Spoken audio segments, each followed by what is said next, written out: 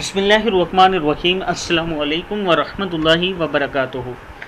आबिद राजा channel की तरफ से आज मैं अपने दोस्तों को बहुत ही प्यारी दुआ पढ़ना सिखाऊंगा। उससे पहले मैं अपने तमाम दोस्तों से गुजारिश करूंगा कि अगर आपने अभी तक आबिद राजा चैनल को सब्सक्राइब नहीं किया तो ज़रूर कर लें ताकि डेली आप तक अच्छी अच्छी वीडियो पहुँच सके।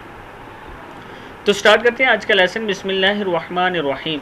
दुआ कबूल होने का वजीफ़ा। हज़रत अबादा बिन सामित रज़ी अल्लाह ताला अन्हु फरमाते हैं कि नबी अकरम सल्लल्लाहु अलैहि वसल्लम ने फरमाया, जो शख्स रात भर जाकर ये कलमात पढ़े, ला इलाहा इल्लल्लाहु वहदहु ला शरीका लहु लहुल मुल्कु व लहुल हम्दु व हुवा अला कुल्लि शैइन क़दीर, सुब्हानल्लाहि वल्हम्दुलिल्लाहि व ला इलाहा इल्लल्लाहु वल्लाहु अकबर वला हौला वला कुव्वता इल्ला बिल्लाहिल अलीय्यिल अज़ीम।